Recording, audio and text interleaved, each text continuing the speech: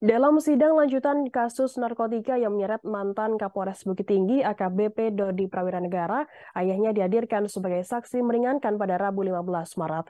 Sang ayah Irjen Pol Purnawirawan Maman Supratman mengatakan Teddy Minahasa meminta membujuk agar Dodi mau bergabung dengan Teddy. Hal ini guna memuluskan skenario Teddy pasca ditangkap kepolisian karena menjual sabu yang merupakan barang bukti kasus. Maman menceritakan saat itu Dodi menyampaikan padanya bahwa akan ada telepon dari Teddy kepada sang ayah. Ia pun menuturkan bahwa biasanya dirinya tidak mau mengangkat telepon dari nomor tak dikenal. Namun untuk kali ini karena Dodi memintanya untuk berbicara dengan Teddy, maka ia pun menyanggupi hal tersebut. Sesaat setelah meminta Dodi merekam percakapan jika Teddy menghubungi, hal itu pun terjadi karena ponselnya pun berdering dan memunculkan nomor tidak dikenal. Insting kepolisiannya kemudian muncul, Maman merekam percakapan dengan nomor tak dikenal yang disebut-sebut dari pihak Teddy. Selanjutnya, Maman pun menanyakan siapa orang yang menghubunginya itu, kemudian dari seberang sana muncul suara yang mengaku sebagai Teddy Minahasa. Saat itu Teddy meminta Maman untuk menyampaikan kepada Dodi bahwa Teddy memintanya untuk bergabung dengannya setelah kasus penjualan sabu terbongkar. Teddy juga akan menjamin semuanya akan ditanggung olehnya. Namun setelah mendengar permintaan Teddy, Maman pun menjelaskan bahwa dirinya memiliki penyakit jantung sehingga dirinya tidak ingin berurusan dengan perkara ini. Teddy pun kembali menyampaikan bahwa dirinya merupakan anak dari teman Maman, namun Maman mengatakan bahwa tidak ada temannya yang memiliki anak berpangkat inspektur jenderal. Setelah itu, Maman pun menutup percakapannya dengan Teddy dan minta Dodi untuk tidak bergabung dengan Teddy. Maman secara tegas menyuruh sang anak untuk mengungkap perkara ini hingga tuntas. Dalam persidangan tersebut, rekaman suara percakapan antara istri AKBP Dodi Prawiranegara, Rahma Dharma Putri, dengan ex-Kapolda Sumatera Barat Irjen Teddy Minahasa diperdengarkan dalam sidang lanjutan kasus dugaan peredaran narkoba di Pengadilan Negeri Jakarta Barat pada Rabu 15 Maret. Percakapan tersebut dilakukan setelah Irjen Teddy Minahasa dan Dodi Prawiranegara ditangkap lantaran menjual sabu yang merupakan barang bukti di kepolisian. Dalam percakapan itu, Teddy Minahasa meminta agar Rahma untuk membujuk Dodi agar berada dalam satu tim pengacara. Tujuannya supaya skenario yang disiapkan Teddy untuk mengalihkan tanggung jawab bisa berjalan mulus. Teddy menerangkan bahwa dirinya dan Dodi bisa bekerja sama untuk menuduh Syamsul Ma'arif alias Arif yang notabene-nya orang kepercayaan Dodi.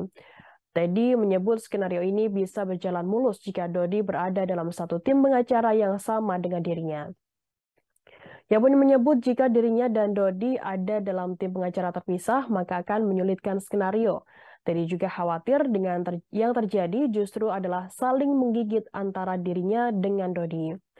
Diketahui dalam dakwaan menurut Jaksa Penuntut Umum Irjen Teddy Minahasa terbukti bekerja sama dengan AKBP Dodi Prawiranegara, Syamsul Ma'arif, dan Linda Pujastuti terkait tindakan menawarkan, membeli, menjual, dan menjadi perantara peredaran narkotika. Sementara itu narkotika yang dijual merupakan hasil penyelundupan barang sitaan yang memiliki bobot 5 kg. Diketahui dari hasil penyelidikan sebelumnya, Teddy meminta Dodi mengambil sabu tersebut kemudian menggantinya dengan tawas. Dodi pun sempat menolak namun ia akhirnya memenuhi permintaan Teddy. Ada 11 orang yang ditetapkan sebagai tersangka dalam kasus ini, satu diantaranya yakni Teddy Minahasa.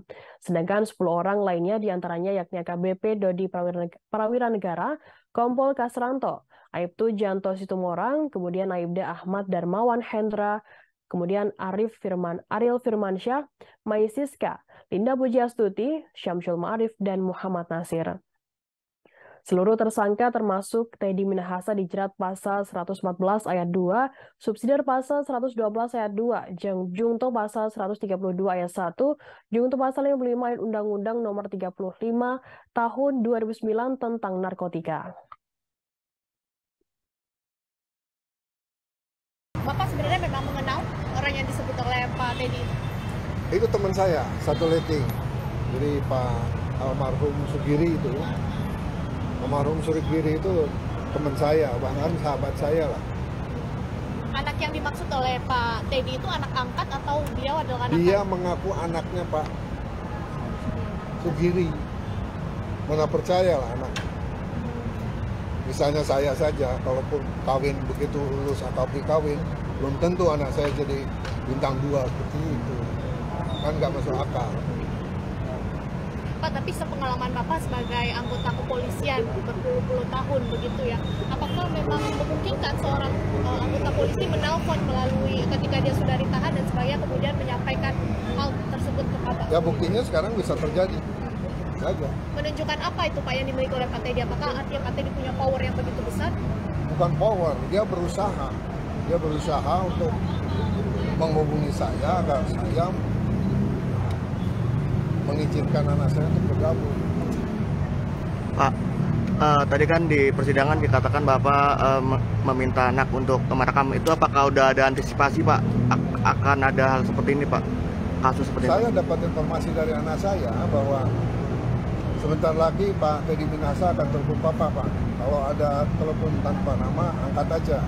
Karena biasanya ada telepon ke saya nggak ada namanya, nggak pernah saya angkat.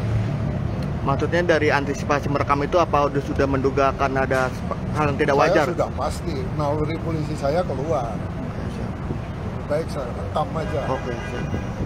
Termasuk pernyataan Bapak yang tadi saya telepon, Bapak bilang jangan mau bergabung, lawan dan hak kebenaran, ini juga karena Bapak sudah mendapatkan insting seperti itu, ada skenario ya Pak? Ya, betul.